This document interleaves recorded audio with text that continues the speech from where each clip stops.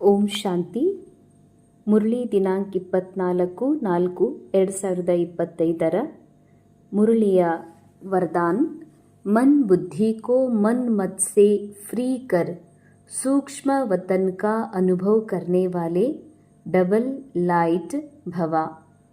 ಮನ ಬುದ್ಧಿಯನ್ನು ಮನ್ಮತದಿಂದ ಫ್ರೀ ಮಾಡಿ ಸೂಕ್ಷ್ಮ ವತನದ ಅನುಭವ ಮಾಡುವಂತಹ ಡಬಲ್ ಲೈಟ್ ಭವ. ಬಾಬಾರವರ ಸದ್ಗುರುವಿನ ಸದ್ಗುರುವಾರದ ಇವತ್ತಿನ ವರದಾನ ಆಗಿದೆ ಡಬಲ್ ಲೈಟ್ ಭವ. ಡಬಲ್ ಫರಿಸ್ತಾ, ಡಬಲ್ ಲೈಟ್ ಆಗ್ರಿ, ಹಗುರರಾಗ್ರಿ ಅಂತ ಬಾಬಾ ವರದಾನ ಕೊಡ್ತಿದ್ದಾರೆ. ಡಬಲ್ ಲೈಟ್ ಆಗೋದಕ್ಕಾಗಿ, ಡಬಲ್ ಸ್ಥಿತಿಯನ್ನು ಅನುಭವ ಮಾಡೋದಕ್ಕಾಗಿ ಸೂಕ್ಷ್ಮ ವತನದ ಅನುಭವ ಮಾಡಬೇಕು. ಸೂಕ್ಷ್ಮ ವತನದ ಅನುಭವ ಮಾಡೋದಕ್ಕಾಗಿ ಮನ ಬುದ್ಧಿಯನ್ನು ಮನ್ಮತದಿಂದ ಫ್ರೀ ಮಾಡ್ಕೋಬೇಕು ಅಂತಾರೆ ಬಾಬಾ. ಸೂಕ್ಷ್ಮ ವತನದ ಅನುಭವ ಅಂತಂದರೆ ನಾವು ಜ್ಞಾನದಲ್ಲಿ ಮುರಳಿಯಲ್ಲಿ ಕೇಳ್ತಿರ್ತೀವಿ, ಇಸ್ ಪಾಂಚ್ ತತ್ವೋಂ ಸೆ ಪರೆ, ಈ ಪಂಚತತ್ವದಿಂದ ಪರೆ ಆಗಿರುವಂಥದ್ದು ಒಂದು ಲೋಕ ಇದೆ, ಅದು ಪರಂಧಾಮಕ್ಕಿಂತ ಕೆಳಗಿದೆ, ಅಲ್ಲೊಂದು ಸೂಕ್ಷ್ಮ ಲೋಕ ಇದೆ ಅಂತ. ಆದರೆ ಆ್ಯಕ್ಚುಲಿ ಸೂಕ್ಷ್ಮ ಲೋಕ ಅಂತಂದರೆ ಅಲ್ಲಿಲ್ಲ, ಅದು ನಮ್ಮ ಆತ್ಮದ ಒಳಗೆ ಇದೆ. ಬಾಬಾ ಯಾವಾಗಲೂ ಹೇಳ್ತಾರೆ, ಏನೆಲ್ಲ ಹೇಳ್ತಾರೆ, ಬಹಳ ಗೂಢಾರ್ಥ, ಬಹಳ ಗುಹ್ಯತೆ ಇರ್ತದೆ ಬಾಬಾ ಹೇಳುವ ಮಹಾವಾಕ್ಯದಲ್ಲಿ. ನಾವು ಮಟೀರಿಯಲಿಸ್ಟಿಕ್ ಮೈಂಡಿಂದ ಕೇಳಿದಾಗ, ಅಥವಾ ದೇವಭಾನದಲ್ಲಿ ಕೇಳಿದಾಗ, ಅಥವಾ BK ರೋಲಿಂದ ನಾವು ಕೇಳಿದ್ರೂ ಕೂಡ ಆಗ ನಮಗೆ ಕಾನ್ಷಿಯಸ್ ಒಳಗೆ ಸ್ಥೂಲದ ಮಾತು ನೆನಪಿಗೆ ಬರ್ತದೆ. ಆದರೆ ಆ್ಯಕ್ಚುಲಿ ಬಾಬಾ ಹೇಳೋದು ಪಾಂಚ್ ತತ್ವೋಂಸೆ ಪರೇಕಿ ದುನಿಯಾ, ಅರ್ಥಾತ್ ಪಂಚತತ್ವಗಳ ಈ ಜಗತ್ತಿನ ಈ ಡ್ರಾಮಾ, ಇಲ್ಲಿಯ ಸಂಬಂಧ, ಇಲ್ಲಿಯ ವಸ್ತು, ಇಲ್ಲಿ ಏನೆಲ್ಲ ಇದೆ, ಇದು ಪಂಚತತ್ವದ ಜಗತ್ತು. ನನ್ನ ಬುದ್ಧಿ ಮತ್ತು ಮೈಂಡ್ ಇಲ್ಲಿ ಸಿಕ್ಕಾಕೊಂಡಿದೆ. ನಾ ಆತ್ಮ ಯಾವಾಗ ದ್ವಾಪರ ಯುಗದಿಂದ ರೋಲ್ ಪ್ಲೇ ಮಾಡಲಿಕ್ಕೆ ಶುರು ಮಾಡಿದೆ, ಅಂದರೆ ಸತ್ಯುಗ ತ್ರೇತಾ ಮುಗಿಸಿ ದ್ವಾಪರ ಯುಗದಿಂದ ಇದು ಮೈಂಡ್ ತನ್ನ ಒಂದು ಅಸ್ತಿತ್ವನೇ ಬೇರೆ ಮಾಡಿಕೊಂಡಿದೆ. ಅಂದರೆ ನಾ ಆತ್ಮ ಅನ್ನೋದನ್ನು ಬಿಟ್ಟು ಮನಸ್ಸು, ಮೈಂಡ್, ನಾನು ಆತ್ಮನೇ ಇದ್ದೀನಿ ಅನ್ನೋದನ್ನು ಬಿಟ್ಟು ಆತ್ಮದಿಂದ ಬೇರೆ ತನ್ನ ಸ್ವರೂಪ ಮಾಡಿಕೊಂಡು ಮಾಯೆಗೆ ವಶೀಭೂತ ಆಗಿದೆ. ಅದಕ್ಕಾಗಿ ಈ ಮನಸ್ಸು, ಬುದ್ಧಿ ಮಾಯೆ ಮತದಂತೆ, ತನ್ನ ಮನಸ್ಸಿನ ಮತದಂತೆ, ಅಶುದ್ಧ ಮತದಂತೆ ನಡೀತಾ ಬಂದಿದೆ. ಅದಕ್ಕಾಗಿ ಬಾಬಾ ಹೇಳ್ತಾರೆ, ಯಾವಾಗ ಈ ಪಂಚತತ್ವಗಳ ಈ ನಾಟಕದಿಂದ ನಿಮ್ಮ ಬುದ್ಧಿಯನ್ನು ಪಾರ್ ಮಾಡ್ಕೊಂಡು ಹೋಗ್ತೀರಿ, ಅರ್ಥಾತ್ ನಿಮ್ಮ ಆತ್ಮದ ಸತ್ಯ ಸ್ವರೂಪದಲ್ಲಿ ಸ್ಥಿತ ಆಗ್ತೀರಿ, ಅದೇ ಸೂಕ್ಷ್ಮ ಲೋಕ.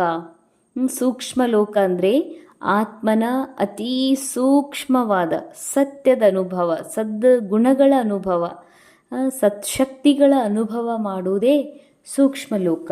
ಅದಕ್ಕಿಂತ ಸೂಕ್ಷ್ಮ ಲೋಕದ ಅನುಭವ ಮಾಡುವಂತಹ ಡಬಲ್ ಲೈಟ್ ಅಂದರೆ ಆತ್ಮ, ನಾನಂತೂ ಲೈಟ್ ಇದ್ದೇ ಇದ್ದೀನಿ, ಆತ್ಮ ಲೈಟ್ ಇದ್ದೇ ಇದ್ದೀನಿ, ಇದಂತೂ ಒಂದು ಸತ್ಯ. ಸದಾ ನಾನು ಲೈಟ್ ಇದ್ದೀನಿ, ಪ್ರಕಾಶ್ ಇದ್ದೀನಿ. ಆದರೆ ಬಾಬಾ ನನಗೆ ಇನ್ನೊಂದು ಲೈಟ್ ಕೊಡ್ತಾರೆ, ನಾಲೆಜ್ ಇಸ್ ಲೈಟ್ ಅಂತ ಹೇಳ್ತಾರೆ. ಬಾಬಾ ನಾಲೆಜ್ನ ಲೈಟ್ ಕೊಡ್ತಾರೆ. ನಾಲೆಜ್ನ ಲೈಟ್ ಯಾವಾಗ ನಾನು ಪಡಿತೀನಿ, ಆಗ ಅನೇಕ ಭಾರದಿಂದ, ಹೊರೆಯಿಂದ, ವ್ಯರ್ಥ ಸಂಕಲ್ಪಗಳಿಂದ, ಅಥವಾ ಈ ನಾಟಕನೇ ಸತ್ಯ ಅನ್ನುವ ಭ್ರಮೆಯೊಳಗೆ ನಾನು ಇರ್ತೀನಿ, ಇದರಿಂದ ಲೈಟ್ ಆಗ್ತೀನಿ. ಬಾಬಾ ಕೊಟ್ಟಂಥ ನಾಲೆಜ್ನ ಬೆಳಕಿನಿಂದ ನಾನು ಭಾರ, ಹೊರೆಯಿಂದ ಮುಕ್ತ ಲೈಟ್ ಆಗ್ತೀನಿ. ಅದಕ್ಕಾಗಿ ಡಬಲ್ ಲೈಟ್ ಆಗುವ ವರದಾನ ಬಾಬಾ ಕೊಡ್ತಾರೆ. ಅದಕ್ಕಾಗಿ ಮನಸ್ಸು ಬುದ್ಧಿಯನ್ನು ಮನಮತದಿಂದ ಬೇರೆ ಮಾಡ್ಕೋಬೇಕಾಗ್ತದ. ಫ್ರೀ ಮಾಡಿಕೊಂಡಾಗ್ಲೇ ಸೂಕ್ಷ್ಮ ವತನದ ಅತಿ ಸೂಕ್ಷ್ಮತೆ ಅನುಭವ ಮಾಡಲಿಕ್ಕೆ ಸಾಧ್ಯ. सिर्फ संकल्प शक्ति अर्थात मन और बुद्धि को सदा मन मत से खाली रखो.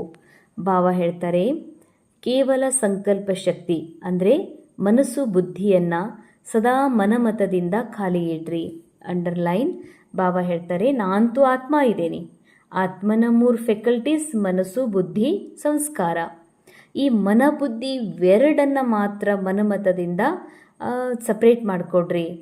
ಸದಾ ಖಾಲಿ ಇರಬೇಕು. ಖಾಲಿ ಇರೋದು ಅಂತಂದರೆ ಆತ್ಮ ಏನು ಹೊರೆ ತುಂಬಿಕೊಂಡಿದೆ, ಅರ್ಥಾತ್ ಈ ಮೈಂಡ್ ಒಳಗೆ ನಾ ಅಂದರೆ ಇದು ನಾನಂದರೆ ಶರೀರ, ನಾನಂದರೆ ಸ್ತ್ರೀ ಪುರುಷ, ಅಥವಾ ನಾನು ನನ್ನದು ಅಂದರೆ ಈ ಜಗತ್ತಿನಲ್ಲಿ ಏನೆಲ್ಲ ನನ್ನ ಹೆಸರಲ್ಲೇ ಇದೆ, ಅದೆಲ್ಲ ನಂದು ಅಂತ ತಿಳ್ಕೊಂಡಿದ್ದೀವಿ.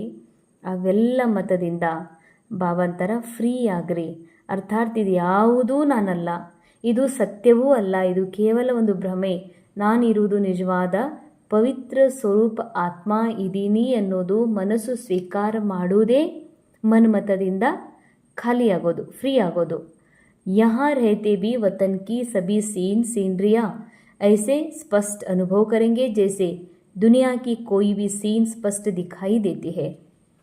ಬಾಬಾ ಅಂತಾರೆ, ಮಕ್ಕಳೇ, ಒಂದು ವೇಳೆ ನೀವು ಈ ಮನಸ್ಸನ್ನು ಮನಮತದಿಂದ ಫ್ರೀ ಮಾಡಿಕೊಂಡ್ರಿ ಅಂದರೆ, ಅರ್ಥಾತ್ ಮನಸ್ಸಿನ ಮೇಲೆ ಈ ಈರುಳ್ಳಿಯ ಮೇಲೆ ಹೇಗೆ ಲೇಯರ್ ಮೇಲೆ ಲೇಯರ್, ಪದರು ಪದರು ಪದರು ಇರ್ತದೆ, ಹಾಗೆ ದ್ವಾಪರ ಯುಗದಿಂದ ಈ ಮನಸ್ಸಿನ ಮೇಲೆ ಅನೇಕ ರೀತಿಯ ದೇಹಭಾನದ ಪ್ರಭಾವದಲ್ಲಿ ಬರ್ತಾ ಬರ್ತಾ ಲೇಯರ್ ಏರಿದೆ. ಲೇಯರ್ ಮೇಲೆ ಲೇಯರ್, ಪದರಿನ ಮೇಲೆ ಪದರು.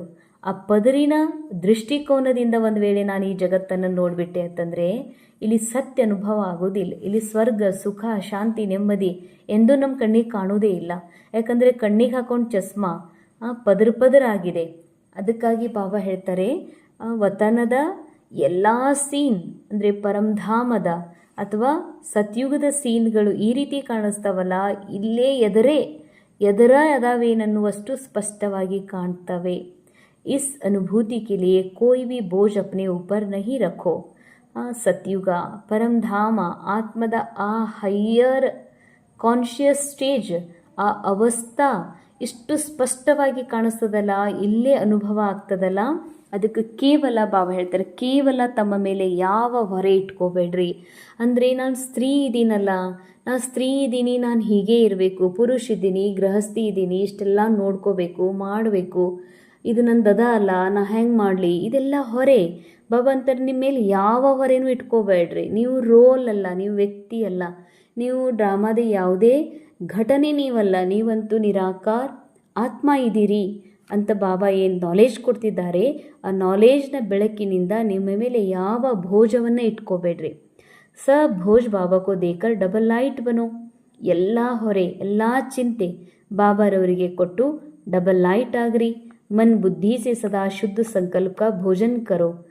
ಸದಾ ಮನಸ್ಸು ಬುದ್ಧಿಯಿಂದ ಶುದ್ಧ ಸಂಕಲ್ಪಗಳ ಭೋಜನ ಮಾಡ್ರಿ. ಆತ್ಮಕ್ಕೆ, ಮನಸ್ಸಿಗೆ ಭೋಜನ ಯಾವುದು? ಬೆಸ್ಟ್ ಭೋಜನ, ಬೆಸ್ಟ್ ಡಯಟ್ ಅಂದರೆ ಶುದ್ಧ ವಿಚಾರಗಳ ಭೋಜನ. ಶುದ್ಧ ವಿಚಾರಗಳು ಎಲ್ಲಿಂದ ಸಿಗ್ತವೆ? ಮುರುಳಿಯ ಮೂಲಕ. ಬಾಬಾ ಹೇಳ್ತಾರೆ, ಮನಸ್ಸಿನಿಂದ ಬುದ್ಧಿಯಿಂದ ಸದಾ ಶುದ್ಧ ಸಂಕಲ್ಪಗಳ ಭೋಜನ ಮಾಡ್ರಿ.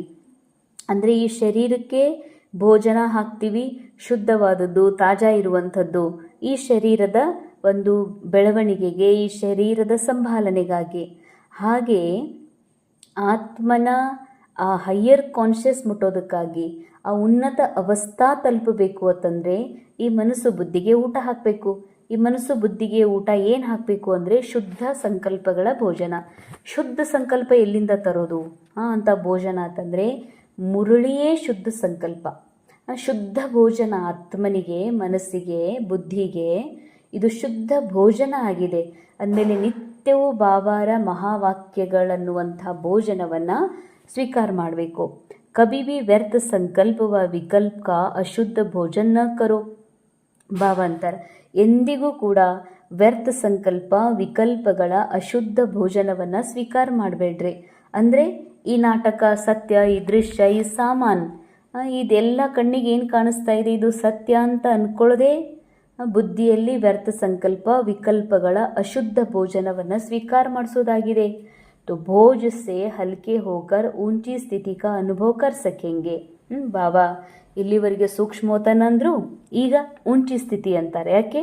ಸೂಕ್ಷ್ಮ ವತನ ಅಂದರೆ ಸೂಕ್ಷ್ಮ ಸ್ಥಿತಿ, ಅರ್ಥಾತ್ ಸುಪ್ರೀಂ ಅವಸ್ಥಾ. ಆ ಸುಪ್ರೀಂ ಅವಸ್ಥಾ ಏನಿದೆ ಅದೇ ಊಂಚಿ ಸ್ಥಿತಿ, ಹೈಯರ್ ಸ್ಥಿತಿ, ಹೈಯೆಸ್ಟ್ ಸ್ಥಿತಿ ಅದಲ್ಲ. ಆತ್ಮನ ಮೂಲ ಅವಸ್ಥಾ, ಪರಂ ಪವಿತ್ರ ಅವಸ್ಥಾ. ಆ ಅವಸ್ಥೆಯ ಸ್ಥಿತಿ ಅನುಭವ ಮಾಡಬೇಕು ಅಂತಂದರೆ ಹಗುರತೆ ಬೇಕಂತಾರೆ ಬಾಬಾ. ಹಗುರರಾಗಲಿಕ್ಕೆ ಭೋಜವನ್ನು ತಂದೆಗೆ ಕೊಡಬೇಕು. ಭೋಜವನ್ನು ತಂದೆಗೆ ಕೊಡಬೇಕಂತಂದರೆ ವಿಕಲ್ಪ ಸಂಕಲ್ಪಗಳ ಅಶುದ್ಧ ಭೋಜನವನ್ನೆಂದಿಗೂ ಸ್ವೀಕಾರ ಮಾಡಬಾರ್ದು, ಅದರ ಡಯಟಿಂಗ್ ಮಾಡಬೇಕು. ಇದಕ್ಕೆ ಮಾಡಬೇಕೇನು? ಕೇವಲ ಮುರುಳಿಯಲ್ಲಿ ಬರುವ ಶುದ್ಧ ಸಂಕಲ್ಪಗಳ ಭೋಜನವನ್ನೇ ಮಾಡಿದ್ರಿ ಅಂತಂದರೆ ಬಾಬಾ ಹೇಳ್ತಾರೆ, ನಿಮಗೆ ನಿಮ್ಮ ಒಂದು ಸಂಪೂರ್ಣತೆಯ ಸ್ಟೇಜ್ ಆಗಲಿ ಅಥವಾ ವತನದ ನನ್ನ ಸತೋಪ್ರಧಾನತೆಯ ಸ್ಟೇಜ್ ಇಷ್ಟು ಸ್ಪಷ್ಟ ಕಾಣಿಸ್ತದಲ್ಲ, ನನ್ನ ಎದುರುಗಡೆಗೆ ಅದು ನಡೀತಾ ಇದೆ ಏನು ಅನ್ನುವ ಹಾಗೆ. ಸ್ಲೋಗನ್, ವ್ಯರ್ಥ ಕೋ ಫುಲ್ ಸ್ಟಾಪ್ ದೋ और शुभ भावना का स्टॉक ಫುಲ್ ಕರೋ. ವ್ಯರ್ಥಕ್ಕೆ ಫುಲ್ ಸ್ಟಾಪ್ ಹಾಕ್ರಿ ಮತ್ತು ಶುಭ ಭಾವನೆಯ ಸ್ಟಾಕನ್ನು ಫುಲ್ ಜಮಾ ಮಾಡಿಕೊಡ್ರಿ. ವ್ಯರ್ಥ ಮಾತಿಗೆ, ವ್ಯರ್ಥ ವಿಚಾರಕ್ಕೆ ಏನು ಮಾಡಿರಿ, ಫುಲ್ ಸ್ಟಾಪ್ ಹಾಕಬೇಡ್ರಿ ಮತ್ತು ಶುಭ ಭಾವನೆಗಳನ್ನು ಫುಲ್ ಸ್ಟಾಕ್ ಮಾಡಿಕೊಡ್ರಿ ಅಂತಾರೆ ಬಾಬಾ. ಪೂರಾ ಭರ್ಪೂರ್ ಸ್ಟಾಕ್ ಮಾಡಿಕೊಡ್ರಿ. ಹೇಗೆ ಭೋಜನವನ್ನು, ಸಾಮಾನುಗಳನ್ನು ಅಡತಿಗಳಲ್ಲಿ, ಗೋದಾಮುಗಳಲ್ಲಿ ಸ್ಟಾಕ್ ಮಾಡ್ಕೋತಾರೆ, ಅದೇ ರೀತಿಯಾಗಿ ಬಾಬಾ ಹೇಳ್ತಾರೆ ಏನನ್ನ, ಶುಭ ಭಾವನೆಯ ಸ್ಟಾಕ್ ಮಾಡಿಕೊಡ್ರಿ. ಶುಭ ಭಾವನೆ ಅಂದರೆ ಏನು? ಯಾವಾಗ ನಾನು ಆತ್ಮ ನನ್ನ ಮೂಲ ಸತ್ಯದಲ್ಲಿ ಸ್ಥಿತ ಆಗಿ, ಭಲೆ ನಾ ಆತ್ಮನ ಈ ರೋಲ್ ಒಳಗೆ, ಈ ರೋಲಲ್ಲಿ ಕಮ್ಜೋರಿ ಇದೆ, ವೀಕ್ನೆಸ್ ಇದೆ, ರೋಗ ಇದೆ, ಈ ರೋಲ್ನಲ್ಲಿ ಅನೇಕ ರೀತಿಯ ಇನ್ನೂ ವಿಕಾರ ಅದಾವ. ಬಾಬಂತರದ್ದು ಯಾವುದೂ ನಾನಲ್ಲ, ಇದು ಸತ್ಯ ಅಲ್ಲ, ಇದ್ಯಾವುದೂ ಸತ್ಯ ಅಲ್ಲ, ಇದು ನಾಟಕದಲ್ಲಿ ಸೀನ್ ಮಾತ್ರ, ಘಟನೆ ಮಾತ್ರ, ಅಥವಾ ಒಂದು ಮಾತುಗಳು ಮಾತ್ರ, ಡೈಲಾಗ್ಸ್ ಇವು. ಆದರೆ ನಾನು ನಿರಾಕಾರ ಸತ್ಯ ಸ್ವರೂಪ ಆತ್ಮ ಇದೀನಿ, ಇದು ಸತ್ಯ, ಇದು ನಿಶ್ಚಯ ನಂದು. ಅದೇ ಥರ ಈ ನಾಟಕದಲ್ಲಿ ಅನೇಕ ರೋಲ್ಗಳು ಬರ್ತವೆ ಎದುರುಗಡೆಗೆ. ಅವ್ರ ಪಾರ್ಟಲ್ಲಿ, ಅವ್ರ ಪಾತ್ರದೊಳಗೆ ಈರ್ಷಾ ಇದೆ, ದ್ವೇಷ ಇದೆ, ಅವ್ರ ಪಾರ್ಟಲ್ಲಿ ನನ್ನ ಬಗ್ಗೆ, ಈ ರೋಲ್ನ ಬಗ್ಗೆ ಅಥವಾ ಯಾರದೇ ಬಗ್ಗೆ ಅಶುದ್ಧಿ ಇದೆ, ರೋಲ್ನಲ್ಲಿ ಇದೆ. ಆದರೆ ಯಾವ ಆತ್ಮನೂ ಅಶುದ್ಧ ಅಲ್ಲ, ಯಾವ ಆತ್ಮನೂ ಕೂಡ ಕೆಟ್ಟದ್ದು ಮಾಡ್ಲಿಕ್ಕೆ ಸಾಧ್ಯ ಇಲ್ಲ. ಯಾಕಂದರೆ ಆತ್ಮ ಇಚ್ಛಾ ಮಾತ್ರ ವಿದ್ಯಾ ಇದೆ, ಆತ್ಮ ನಿರಾಕಾರ ಇದೆ, ಆತ್ಮ ಪವಿತ್ರ ಇದೆ, ಅದನ್ನ ಬಾಪ್ ಸಮಾನ್ ಇದೆ. ಅಂದರೆ ಯಾವ ಆತ್ಮನೂ ಕೂಡ ಏನೆಲ್ಲ ಮಾಡ್ತಾ ಇದ್ದಾರೆ ಈ ನಾಟಕದಲ್ಲಿ, ಅದು ಕೇವಲ ನಾಟಕದ ಸ್ಕ್ರಿಪ್ಟ್ ಅನುಸಾರ ಮಾಡ್ತಾ ಇದ್ದಾರೆ. ಯಾರೂ ಅವರ ಮನಮರ್ಜಿಯಿಂದ, ಖುದ್ ಚಾಯ್ಸಿಂದ ಮಾಡ್ತಾ ಇಲ್ಲ.